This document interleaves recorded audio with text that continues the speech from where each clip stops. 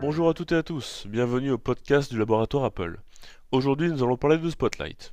Spotlight est un moteur de recherche de fichiers qui est intégré à macOS depuis la version 10.4.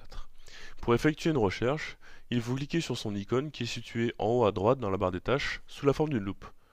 Nous cliquons dessus et nous pouvons commencer à effectuer notre recherche. Je vais par exemple rechercher l'application DVD Player. Je commence à effectuer la saisie et vous voyez qu'avant même de l'avoir terminée, mon application est affichée. Pour la lancer, il suffit de cliquer dessus ou d'appuyer sur la touche Entrée. Mon application est lancée. Nous pouvons maintenant modifier les préférences de Spotlight. Vous cliquez sur son icône. Tout en bas, vous voyez Spotlight Preferences. Vous la sélectionnez. Dans cette fenêtre, vous pouvez voir toutes les catégories dans lesquelles Spotlight va effectuer ses recherches.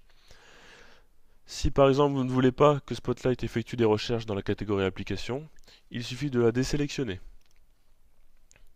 Vous pouvez également modifier l'ordre dans lequel les résultats vont apparaître. Si vous voulez que les préférences système apparaissent en premier, il vous suffit de cliquer dessus et de la mettre en première position. Tout en bas, vous voyez les raccourcis clavier pour Spotlight. Vous pouvez bien évidemment les modifier. Ensuite, dans l'onglet Privacy, vous allez pouvoir définir de manière plus complète où est-ce que vous ne voulez pas que Spotlight effectue des recherches. Nous cliquons sur le bouton plus. Ici, nous allons lui dire que nous ne voulons pas qu'il effectue des recherches sur le bureau. Nous allons donc cliquer sur le dossier bureau, choisir.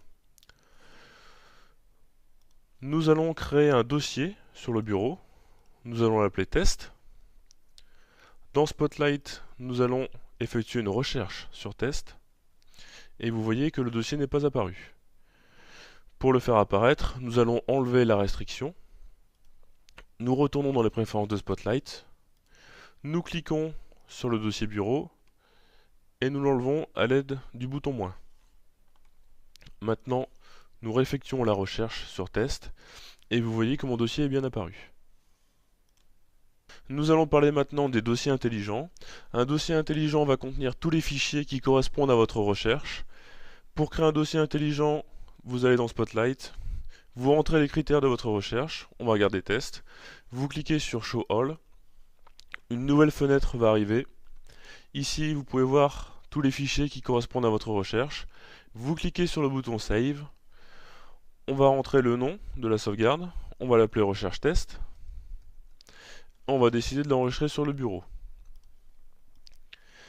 Ici, vous pouvez donc constater qu'un nouveau dossier intelligent est apparu, qui s'appelle recherche test. Nous allons créer un nouveau dossier, on va l'appeler également test, pour vérifier qu'il a bien été ajouté à notre dossier intelligent. Vous pouvez constater que le dossier est bien là. L'autre méthode pour créer un dossier intelligent est de vous rendre dans le menu du Finder, vous cliquez sur File, New Smart Folder. Ici, pareil, vous rentrez les critères de votre recherche, par exemple DVD, et vous cliquez sur le bouton Enregistrer.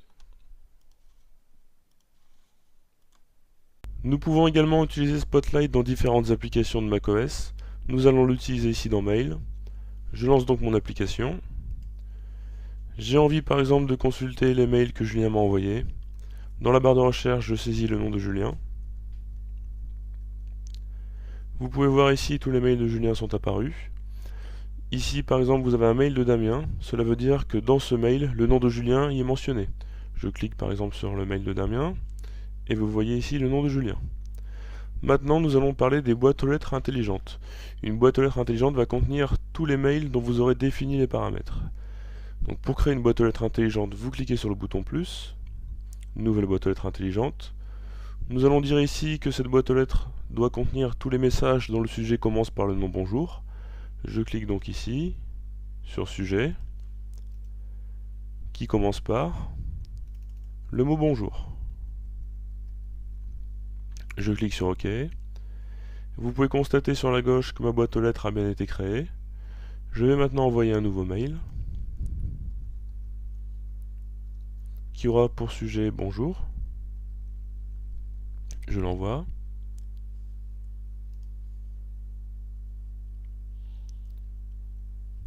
Et vous pouvez constater que le mail est bien arrivé dans ma boîte aux lettres intelligente et qui contient bien en sujet le mot bonjour.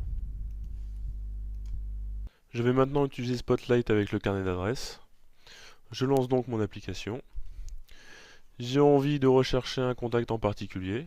Je vais donc rentrer son nom dans la barre de recherche. J'ai envie par exemple de rechercher Steve. Je tape le nom et vous voyez ici que le contact s'affiche. J'ai par exemple envie de rechercher un numéro de téléphone. Je vais donc rentrer le numéro et vous voyez ici le numéro de Monsieur Dupont qui va s'afficher. Je vais maintenant vous présenter les 3 nouveautés qui ont été ajoutées à Spotlight dans la version Léopard. Vous avez la calculatrice, la recherche booléenne et le dictionnaire.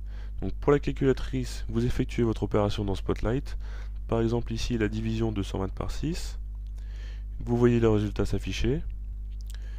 Pour les recherches booléennes, dans Spotlight, vous allez rentrer plusieurs mots. Si entre tous ces mots, vous mettez un AND en majuscule, cela veut dire que vous voulez que tous les mots que vous avez saisis se trouvent dans un document. Par contre, si vous mettez un OR, toujours en majuscule, vous voulez qu'il y ait au moins l'un des mots que vous avez rentré dans la barre de recherche dans le document. Donc nous allons par exemple créer un fichier avec l'application TextEdit. Donc dans Spotlight, je vais lancer mon application. Ici, je vais lui ajouter les mots ESI et SupInfo. Je l'enregistre sur le bureau en tant qu'untitled. Voilà. Je vais maintenant effectuer une recherche dans Spotlight. Donc par exemple une recherche sur les mots ESI et SupInfo. Vous voyez que mon document est bien dans la liste des résultats car il contient bien les mots ESI et SupInfo. Je vais maintenant à la place du AND mettre un OR. Là pareil, le document est toujours dans la liste car il contient au moins l'un des deux mots. Par contre maintenant, si je mets ESI et bonjour par exemple, vous voyez bien ici que le document ne figure pas dans les résultats. Je vais maintenant vous parler de la dernière nouveauté, le dictionnaire. Donc toujours dans Spotlight, vous allez rentrer le mot pour lequel vous voulez la définition, donc par exemple léopard. Vous voyez ici une catégorie définition, vous cliquez dessus, il va vous lancer le dictionnaire, et ici vous voyez bien, nous avons la définition de léopard. Vous pouvez également lancer la recherche dans Wikipédia, il vous suffit de cliquer sur l'onglet Wikipédia, et il va rechercher la définition du léopard dans Wikipédia. Vous avez la possibilité pour n'importe quel fichier, dossier ou application d'ajouter un commentaire pour Spotlight. Par exemple ici je vais ajouter une information pour mon dossier test. Je fais un clic droit, obtenir les informations. Ici vous avez commentaire Spotlight. Je vais par exemple taper AZERTY. Maintenant, dans Spotlight, je vais de nouveau rentrer AZERTY dans la recherche. Et vous voyez bien que mon dossier test est apparu. Je vais maintenant terminer par les métadonnées. Vous avez vu tout au long du podcast que Spotlight ne se résume pas seulement à rechercher le nom d'un fichier, d'un dossier ou d'une application, il va également rechercher les informations qui sont contenues dans ces données. Donc par exemple, nous allons rechercher le contact Steve. Dans Spotlight, dans la barre de recherche, je tape Steve. Vous voyez ici que Steve Jobs est apparu. Je clique dessus, il va me lancer le carnet d'adresses et la carte de Steve va apparaître. Un autre exemple, je vais taper léopard. Vous voyez ici toutes les catégories qui ont un lien avec le mot léopard. Par exemple, je vais ouvrir le PDF à propos des outils d'Xcode. Et ici, il va directement me l'ouvrir à l'endroit où est inscrit le mot léopard. Sur la droite, vous voyez où le mot léopard se situe à chaque fois dans le PDF. Voilà, maintenant vous maîtrisez parfaitement Spotlight. C'est l'heure de nous séparer. Je vous remercie d'avoir suivi mon podcast sur l'utilisation de Spotlight. J'espère que ce contenu vous a été très bénéfique et je vous dis à très bientôt.